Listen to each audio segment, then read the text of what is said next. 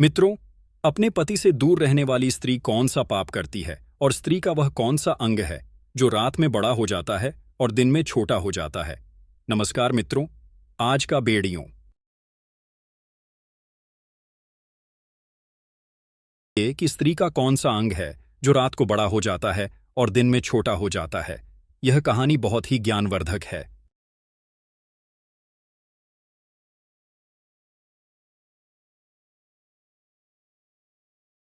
इसीलिए आपसे निवेदन है, इस वीडियो में अंत तक बने रहना। यह कहानी ध्यानपूर्वक सुने, आपके जीवन में बहुत काम आएगी। तो चलिए मित्रों, शुरू करते हैं कहानी को।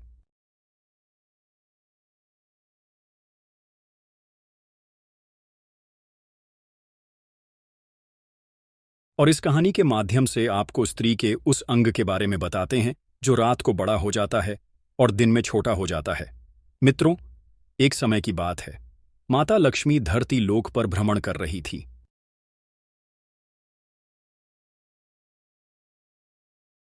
तभी उन्होंने एक स्त्री को जंगल में देखा जो विवाहित स्त्री थी। वह स्त्री पराये पुरुष से संबंध बना रही थी। उस स्त्री को ऐसा करता देखकर माता लक्ष्मी आश्चर्य में पड़ गई। तब माता लक्ष्मी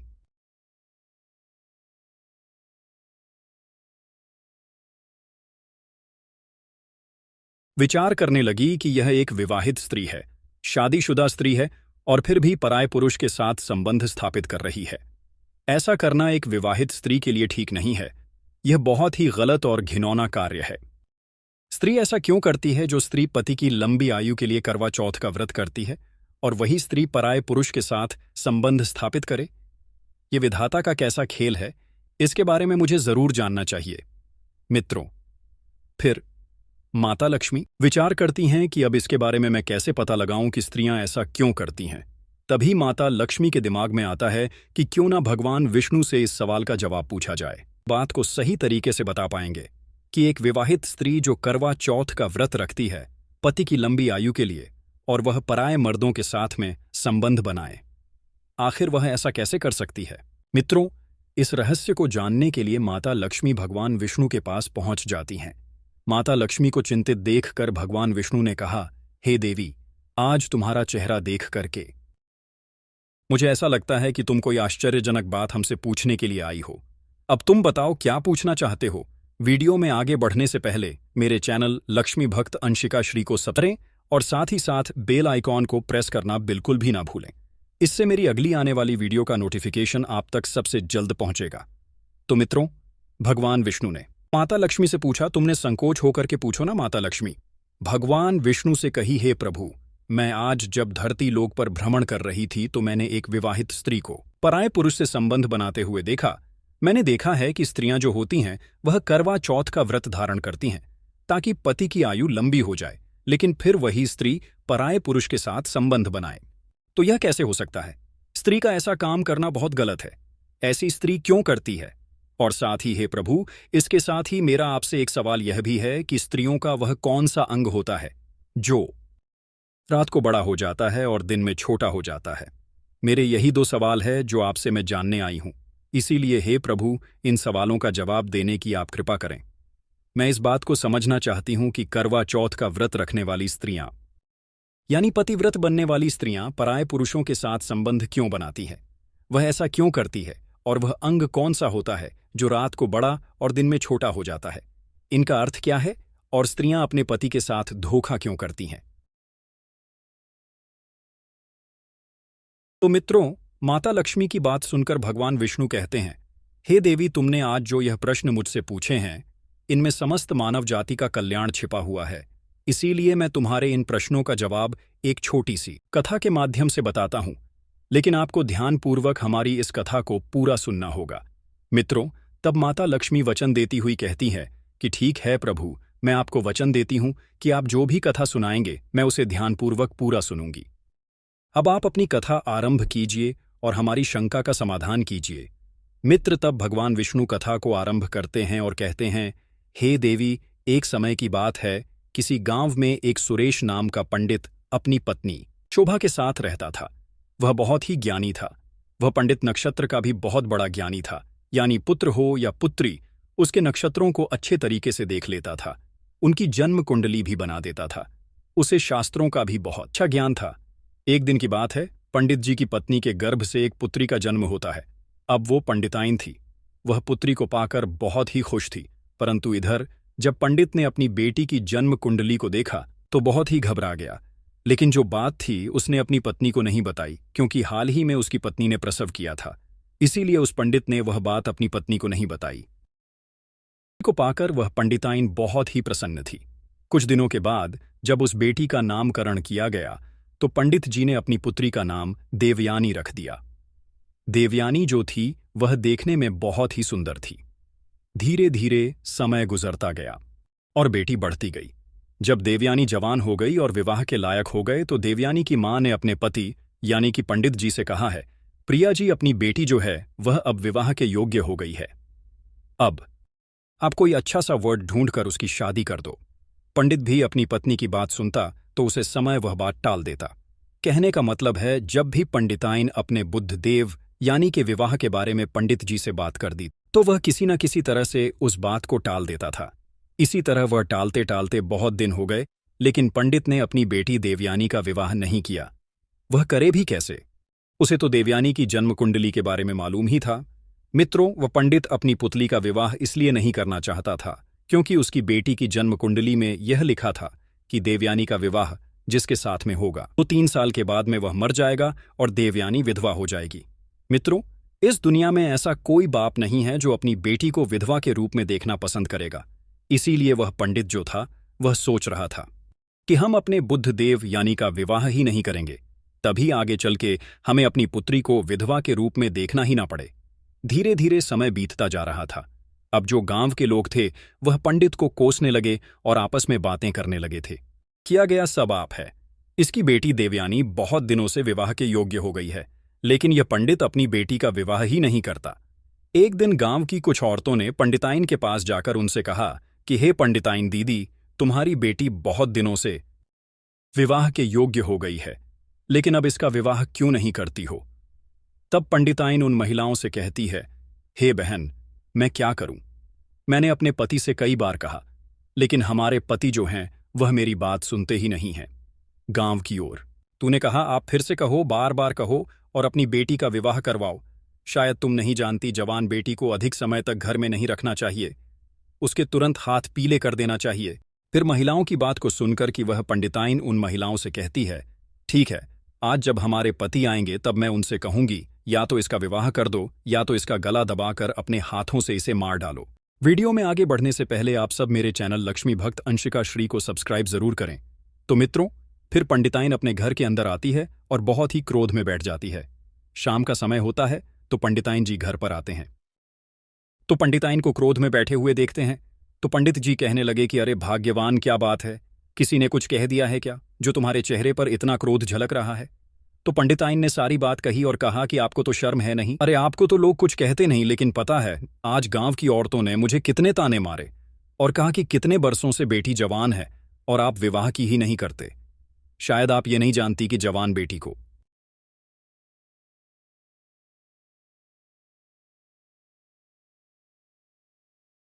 अधिक समय तक घर पर नहीं रखना चाहिए। ऐसा करने से माँ बाप को पाप लगता है। जितनी जल्दी हो सके जवान बेटी का विवाह कर देना चाहिए। लेकिन आपको तो शर्म ही नहीं, आप दूसरों को उपदेश देते हो और खुद अपनी बेटी पर ध्यान नहीं देते हो। मित्रों, पंडित जी ने बात को टालने की बहुत कोशिश की, लेकिन पंडिताइन ने कहा कि आज मैं तुम्हारी कोई बात मानने वाली नहीं हूं। या तो बेटी का विवाह कर दो या इसे अपने हाथों से मार डालो। आज मैं तुम्हारी कोई बात सुनने नहीं हूं। लेकिन मित्रों, जो बात सेवा बात। पंडित जी अपनी पत्नी को बताता है और कहता है, ठीक है, अब तुम ज्यादा ही बोलोगे, मैं कोई अच्छा सा वर ढूंढ के इसका विवाह कर दूंगा। फिर वह पंडित अपनी पुत्री दे जाने के लिए वह ढूंढने लगता। दूसरे गांव में देवयानी के योग्य लड़का मिल जाता है और उसके साथ में अपनी बेटी का विवाह कर देता है और अपनी बेटी की विदाई कर देता है। उसकी बेटी जो है वह दिन 3 साल तक खुश रहती है और तीसरा साल व्यतीत होने के बाद का जो पति था उसकी मृत्यु हो गई। तब पंडित अपनी बेटी देवयानी को घर बुलाता है क्योंकि उसके ससुराल में और तो कोई था नहीं। कुछ समय के बाद में पंडित जी ने दूसरा वर्ड ढूंढा, वह दूसरा विवाह कर दिया। तब देवानी अपने ससुराल में गई। उसके कुछ ही सालों के बाद जो दूसरा पति था वह भी गुजर गया। अब तो पंडित जी को बहुत दुख हुआ। पंडित जी फिर अपनी बेटी को घर पर बुलाते हैं उधर पंडिताइन ने विचार किया, ऐसा क्या बात है कि मेरी बेटी की शादी 2 जगह हुई, लेकिन दोनों जगह से विधवा हो गई। अब इधर पंडिताइन भी बहुत दुखी हुई। इसके बाद में पंडित जी ने तीसरे वर्ग की खोज की। तीसरा लड़का मिल जाता है और अब तीसरे लड़के के साथ में अपनी बेटी देवयानी का विवाह किया।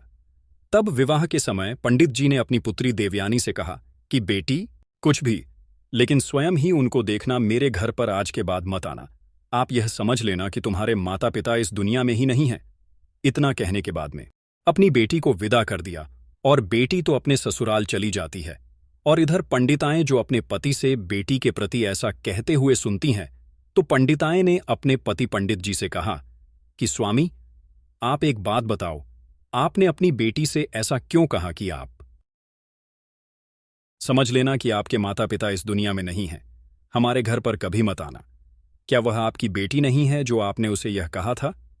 सर, आप उसे कह सकते हैं। तो मित्र अपनी पुतली की कुंडली के बारे में बताना तो नहीं चाहते थे, परंतु उसके बार बार पूछने पर उसने अपनी स्त्री से कहा कि हे प्रिय, जब हमारी पुत्री का जन्म हुआ था तब मैंने अपने पुत्री की जंग कुंडली देखी थी। उसके नक्षत्र विवाह के प्रतिकूल थे। उसके जन्म कुंडली में दोस्ता की हमारी पुत्री का विवाह जिससे भी होगा वह 2-3 साल के बाद मर जाएगा या उससे पहले भी उसकी मृत्यु हो जाएगी। हे प्रिया, अब हमारी उम्र भी हो चुकी है, आप अपनी पुत्री को कब तक बैठाकर खिलाते रहेंगे? कल को यदि हम ना रहे तो हमारी पुत्री यहां क्या करेगी? अगर वह अपने घर पर रहेंगी तो क्या पता, भगवान की कृपा होगी और उसके पास बाल बच्चे हो जाएं तो बड़े आराम से अपना जीवन गुजार लेगी, ससुराल में व्यतीत कर लेगी। मित्रों, अपने पति की बात सुनने के बाद उस पंडित की पत्नी को अपने ऊपर बहुत शर्म आने लगी कि मैंने अपने पति को कितना बुरा भला कहा, परंतु उन्होंने हमारी पत्नी का भला ही चाहा था, इसीलिए उसका विवाह किसी से नहीं करना चाहते थे। मेरी ही गलती के कारण 2 लोगों की जानें चली गई। मित्र, अब उधर कुछ समय बीतने के बाद उस पंडित की पुत्री के विवाह को 9 साल हो चुके थे। उन 3 सालों में उस पंडित की पुत्री के 2 पुत्र हुए। बड़े पुत्र का नाम था सोहम और छोटे पुत्र का नाम था। अब ऐसे ही समय बीत रहा था। मित्रों, फिर एक दिन अजाने की उनके पिता की मृत्यु हो गई और अब उसके तीसरे पति की भी मृत्यु हो गई थी, जिस वजह से पंडित की पुत्री बहुत परेशान हुई और विधवा हो गई। अब वह अपनी दोनों संतानों के साथ अपने घर पर अपने बच्चों का पेट पालने लगी, क्योंकि उसके पिता ने भी उसे आने से मना कर दिया था। इस वजह से वह अपने पिता के घर भी नहीं जा सकती थी। कुछ समय बाद उस पंडित की पुत्री के जो पुत्र थे वह बड़े हो चुके थे और अपने कार्य को स्वयं करने लगे थे। बड़ा बेटा जो था वह एक व्यापारी बन चुका था और शहर में उसका खुद का व्यापार था और अनाज की खरीदारी करता था और उसे शहर में ले जाकर बेचता था। उसकी रास्ते में एक बहुत बड़ी दुकान भी थी। उसके बेटे ने एक बहुत ही अच्छा मित्र था जिसका नाम श्याम था। उसके गांव के बगल वाले गांव में रहता था। तो जो उसका छोटा भाई था यशस्वी, अभी वह पढ़ाई कर रहा था। जब उसका बड़ा भाई जो बड़ा हो गया और अपने पैरों पर खड़ा हो गया तो उसकी मां ने उसका विवाह पास के गांव की एक लड़की जीस माया था उससे कर दिया। माया बहुत ही शर्मीली लड़की थी। जितनी शर्मीली थी उतनी ही रूपवती भी थी अपने पति की। ये सारे गुण माया के अंदर विद्वान थे। माया जिस गांव में रहती थी उसी गांव में श्याम रहता था। जब शोभा की शादी हो गई, कुछ दिनों बाद फिर से व्यापार के सिलसिले में अपनी पत्नी माया को गांव में ही छोड़कर सेवा के लिए अपनी मां के चला गया। अपने व्यापार को संभालने के लिए वह शहर गया तो उसका छोटा भाई पढ़ रहा था और उसकी पढ़ाई में कोई बाधा ना हो और उसे खाना पानी मिलता रहे, जिससे वह समय पर सारे कार्य कर पाए। उसकी मां की उम्र भी हो चुकी थी, जिससे उन्हें भी कार्य में करने में कोई तकलीफ होती। इसीलिए उनके बड़े बेटे ने अपनी पत्नी माया को गांव में ही छोड़ने का फैसला लिया था। जब भी माया को कुछ चाहिए होता था तो वह अपने पति के दोस्त से कहकर माया को सामान दिलवा दिया करता था। यदि माया को कहीं आना जाना भी होता था तो वो उनका पति श्याम से कहकर माया को उस जगह पर पहुंचा दिया करता था। माया की शुरुआत में अपनी सासू मां की बहुत सेवा करती थी और अपने पति से प्रेम करती थी। अब समय ऐसे ही बीत रहा था। मित्र, फिर इधर माता लक्ष्मी को कथा सुनाते हुए भगवान विष्णु जी कहते हैं, हे देवी। अचानक से एक दिन श्याम देवी घर आया। उस दिन पत्नी माया घर पर कोई कार्य कर रही थी। तब उसने बाहर से आवाज लगाई, अरे भाभी, कहाँ से बाहर निकल करके आओ, आपके पिताजी की तबीयत बहुत ही खराब है, मुझे आपके पास भेजा और वे आपसे मिलना चाहते हैं। जब मैंने इतनी बात सुनी तो भागती हुई श्याम के पास पहुंची अब इतनी मुरमाया की शादी आ जाती है। जब श्याम को बाहर देखती है तो वह स्वयं के घर आने का कारण पूछती है। तब श्याम कहता है कि माँ, माया भाभी के पिता की तबीयत बहुत खराब है, उन्होंने शीघ्र इन्हें लाने के लिए भेजा, इसीलिए मैं यहां आया हूं। जब माया के साथ में श्याम की बात सुनी तब वे माया से कहने लगीं कि तुम जल्दी जाओ और अपने पिता की देखरेख करो। मित्रों, फिर आगे भगवान विष्णु कहते हैं कि हे देवी। तभी माया श्याम के साथ उसकी घोड़ा गाड़ी पर बैठकर अपने गांव की ओर चल देती है। जब वह घर जाकर उसने अपने पिता को अच्छे से देखा और उनकी देखभाल की तो धीरे धीरे उसके पिता के स्वास्थ्य में सुधार आने लगा। उधर माया का पति तो बाहर रहता था, माया अपने मायके आ चुकी थी, इसीलिए वह अपने पिता की देखरेख में लगी रहती थी। उधर श्याम भी रोजाना माया के पिता का हाल लेने के लिए माया के घर पर आ जाया करता था। माया को श्याम के अंदर अब अच्छाई दिखने लगी थी। अब उसे श्याम के प्रति लगाव होने लगा था। वह मन ही मन श्याम से प्रेम कर बैठी थी, परंतु श्याम के मन की खुद को न जान सकी, क्योंकि श्याम एक अय्याश लड़का था। वह कोई काम धाम तो करता नहीं था, बल्कि उसे तो जुआ की किल्लत पड़ चुकी थी। साथ में वह स्त्रियों के साथ गबन भी करता था। वहीं अपनी वासना की पूर्ति के लिए वह वासियों का गबन करता था। माया को यह बात पता नहीं थी कि श्याम की नजर अब उसके ऊपर आ चुकी थी। उधर माया भी श्याम से प्यार करने लगी थी। अब माया के पिता ठीक हो गए, लेकिन माया तो कुछ अलग ही सोच बैठी थी। श्याम रोज माया के घर पर आया करता था, इसीलिए माया और श्याम रोज ही घूमने के लिए जाया करते थे। एक दिन जब वो दोनों घूमने के लिए गए हुए थे, तब माया ने श्याम से कहा कि श्याम, अगर तुम मेरी बात का बुरा ना मानो तो मैं तुमसे एक बात कहना चाहती हूं। तब श्याम ने माया से कहा कि कहो भाभी जी, मैं आपकी बात का कभी बुरा नहीं मानूंगा। आज तक बुरा नहीं माना तो फिर क्यों मानूंगा? सामने ऐसा जताते हुए बोला कि जैसे मैं। भगवान विष्णु कहते हैं कि हे देवी, जब श्याम के मुंह से माया ने भाभी शब्द सुना तो वह गुस्से से बोली, श्याम, आज की बात कभी भी तुम मुझे भाभी कह करके नहीं बुलाओगे, अन्यथा यह तुम्हारे लिए अच्छा नहीं होगा। फिर हमने कहा ठीक है, लेकिन फिर मैं आपको क्या कह के बुलाऊंगा? अब श्याम की बात टालती हूं। माया ने कहा कि श्याम, सच बता तो यह है कि मैं तुमसे बहुत प्रेम करती हूं, इतना प्रेम करती हूं जितना किसी से नहीं करती। जैसे ही माया ने श्याम के मुंह से प्रेम सुना तो उसके मन में तो ऐसे समझो खुशनियों के लड्डू फूटने लगे हो। उसका मन खुशी से प्रफुल्लित हो गया, गदगद हो गया कि चलो अब तो मेरा काम हो गया। अब वैष्णव के साथ गमन नहीं करना पड़ेगा और मेरे पैसे जो खर्च होते थे वह भी बच जाएंगे और घर बैठे मैं भोग विलास कर पाऊंगा। मित्रों, श्याम तो माया को पहले से ही चाहता था कि मैं उससे प्रेम कर लूं और अब तो वैसा ही हुआ। अब धीरे धीरे बात बढ़ती गई और माया श्याम के प्यार के जाल में फंसती गई। अब धीरे धीरे बात इतनी बढ़ गई कि सच में उन दोनों के बीच में वह विलास होना शुरू हो गया। कुछ दिन बाद जब माया के ससुराल से बुलावा आया था तो श्याम से मिलने के लिए माया ने फिर उसे एक दिन झोपड़ी पर बुलाया था। तब माया ने श्याम से कहा, मेरे प्यारे साहब, मेरे ससुराल से बुलावा आया है, अब शायद मैं तुमसे ना मिल सकूं, इसीलिए जब भी मुझे तुम्हारी याद आएगी मैं तुमको एक पत्र लिखूंगी और तुम मुझसे मिलने के लिए मेरा ससुराल आ जाना। मित्र और श्याम आसना का आदि तो था ही, ये माया की बात को मान लेता है और श्याम माया से इतना कह करके घर आ जाती है। अब माया के पिता को उसके ससुराल छोड़ने के लिए फिर से आपके घर जाते हैं, क्योंकि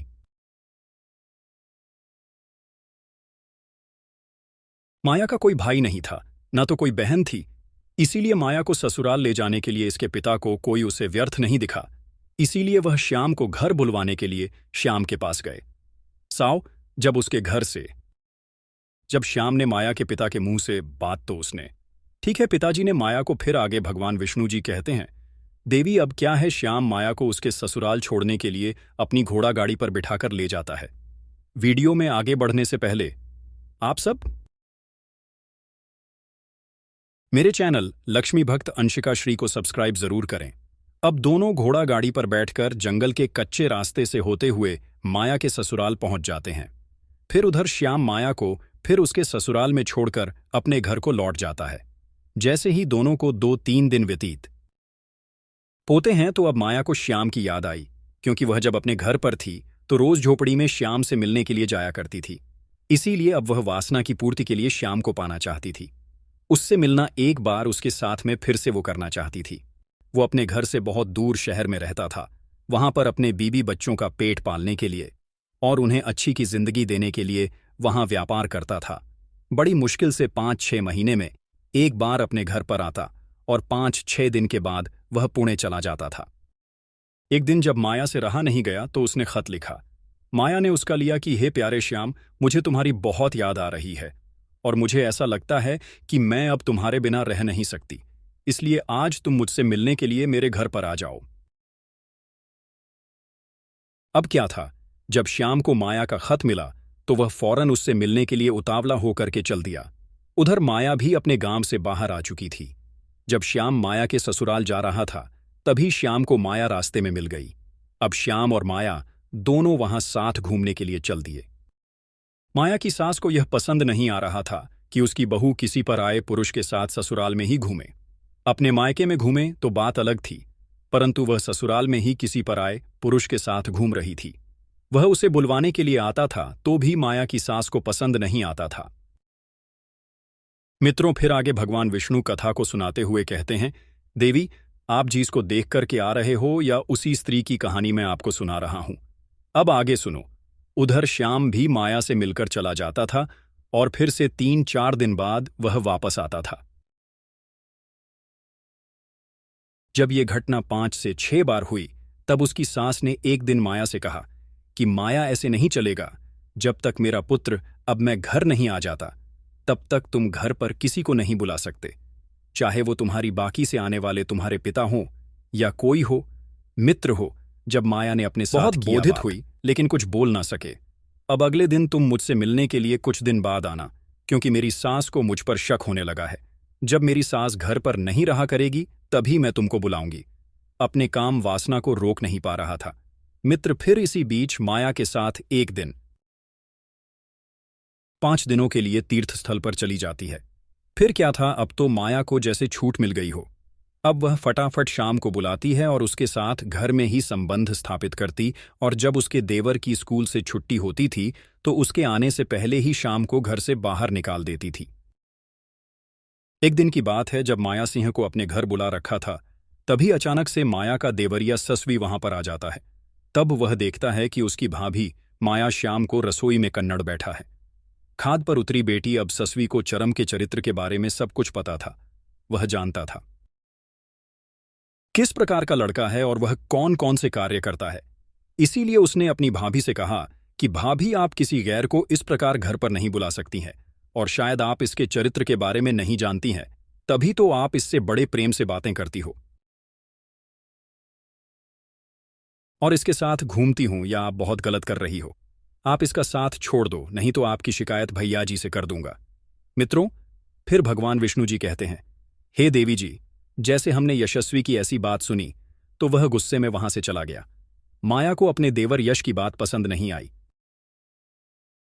माया तुरंत भागकर बाहर गई और श्याम से बोली, श्याम, तुम गुस्सा मत होना, मैं यशस्वी को सबक अवश्य सिखाऊंगी। ने कहा, माया, अगर तुम ऐसा कहती हो तो ठीक है, अन्यथा मैं अब यहां पर कभी नहीं आऊंगा। इतना कहकर श्याम वहां से चला जाता है और उधर माया भी अंदर घर में पहुंच गई और सोचने लगी, अगर इस भी घर पर रहेगा तो जरूर ही मेरे आश्रम के बीच रुकावट बनेगा। मैं एक काम करती हूं, इसे गोलू को जहर दे के मार देती हूं। भगवान विष्णु कहते हैं कि हे देवी लक्ष्मी, अपने मन में यही सोचकर कि अगले दिन जब वो खाना बना रही थी उसने खाना बाहर निकाल लिया और उसने अपने देवर के खाने में जहर मिला दिया। जब एसएसबी ने खाना खाया तो उसकी मृत्यु हो गई। अब कोई यह जान भी नहीं पाया कि ये की मृत्यु कैसे हुई है। एसएसबी की मां बहुत दुखी होती है। उधर माया मन ही मन बहुत प्रसन्न हो रही थी कि चलो, अब मेरे और श्याम के बीच का कांटा हमेशा के लिए मिट गया। हमारे पैर के बीच में और कोई नहीं आएगा। जब यह बात शहर में उसके बड़े भाई को पता चली तो वह कामकाज को छोड़ करके तुरंत अपने गांव लौट आता है, और गांव पहुंचकर अब उसने अपने भाई को वृद्ध अवस्था में देखा तो उसके प्राण पसीज गए, क्योंकि वह अपने भाई के लिए ही तो बाहर रह रहा था कि उसे अच्छी शिक्षा दे सके और अच्छे खाना दे सके। इसीलिए उसने अपनी पत्नी को घर पर ही छोड़ रखा था कि उसे खाना ना बनाना पड़े, घर का काम ना करना पड़े और अपने भविष्य की उसे चिंता ना करनी पड़े, ताकि वह पढ़ाई पर ध्यान दे पाए। लेकिन उसका भाई तो मर चुका था। कुछ दिन बाद उसका पति घर पर रुकता है और कुछ दिनों के बाद में अपनी पत्नी माया को छोड़कर पुनः व्यापार के सिलसिले में सार को चला जाता है। अब माया फिर से प्रक्रिया दोहराने लगती है। कुछ दिन ऐसे ही बीते तो माया के सास ने माया से कह दिया कि देखो, माया, हमारे घर पर ये आसन नहीं चलेगा। अगर तुम दोबारा ऐसा कुछ हुआ तो मैं तुम्हारी क्या बात कर रहे हैं। मैंने के बारे में ऐसा कुछ थोड़ा जोर से भी करना ही पड़ता था। वो एक बार के साथ साथ ही आ रही है। मैं सब उनको याद करते थे या माया की सास ने माया की मुझे ऐसा समझो। माया से बोली, यार तू क्या बकवास कर रही है। तू उस तरह को उसके लिए अपने पति के साथ दगा कर रही है। मुझे तो लगता है मैंने खुद को खुद ने ही मारा है। जब तू ऐसा कह सकती है तो मेरे पुत्र को भी मार सकती है। फिर क्या? माया को फिर से गुस्सा आ गया और माया गुस्से में बोली, हाँ मैंने ही मारा और मैं तुझे भी मार डालूंगी। अगर तू मेरे और शान के प्यार के बीच में दीवार बनी तो मैं तुझको भी नहीं छोड़ने वाली मित्र। फिर अचानक से एक दिन उसके पति को पता चला कि उसकी मां की मृत्यु हो गई, तो वह सब कुछ छोड़कर चला आता है और वह देखता है कि उसकी मां की मृत्यु हो चुकी है। जब माया का पति माया से पूछता है तो वह लेकिन उसका पति को अब माया के ऊपर शक हो रहा था। वेद के बार उसके पति के बार बार पूछने पर माया जो है वह सब सच सच बता देती है कि मैं श्याम नाम के लड़के से प्यार करती हूं और आपका भाई और आपकी मां मेरे प्यार के बीच में रुकावट बन रहे थे। इसलिए मैंने उनके खाने में हर मिलके बारी बारी उनको मार दिया। और हां, मैं श्याम से बहुत प्यार करती हूं, उसके बिना नहीं रह सकती हूं मित्र।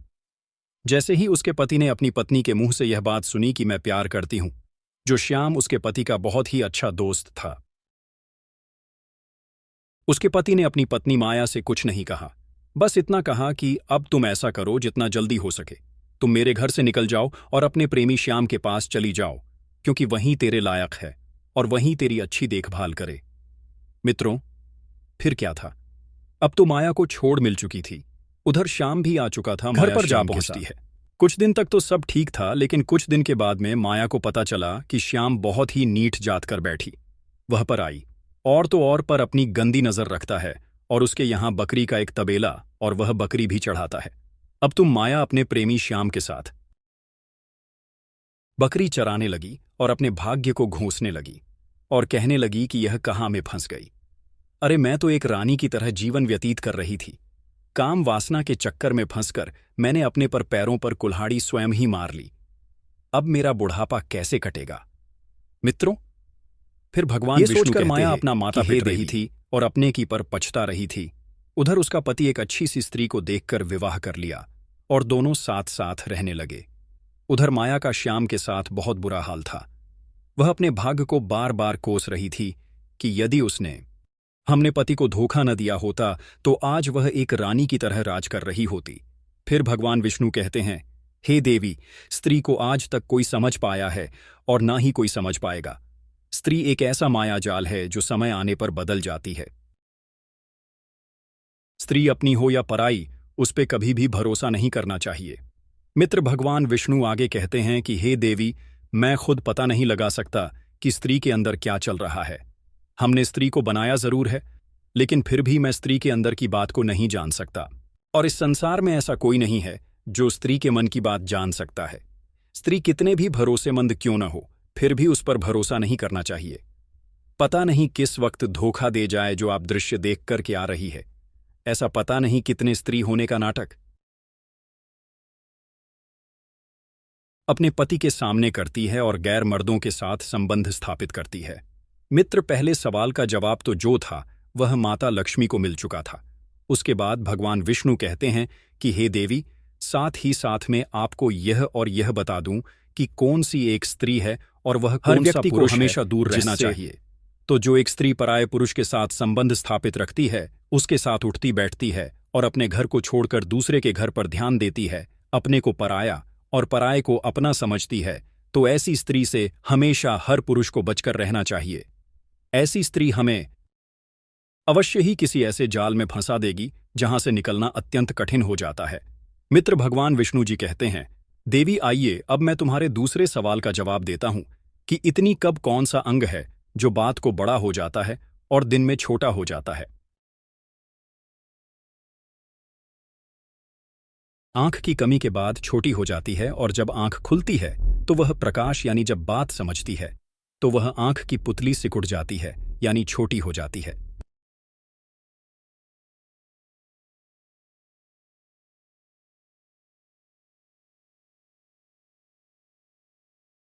और जब रात को सोते समय आंख बंद हो जाती है तो आप उतनी बड़ी हो जाती है। तो हे देवी, मैंने तुम्हारी दोनों प्रश्नों के उत्तर दिए। धन्यवाद।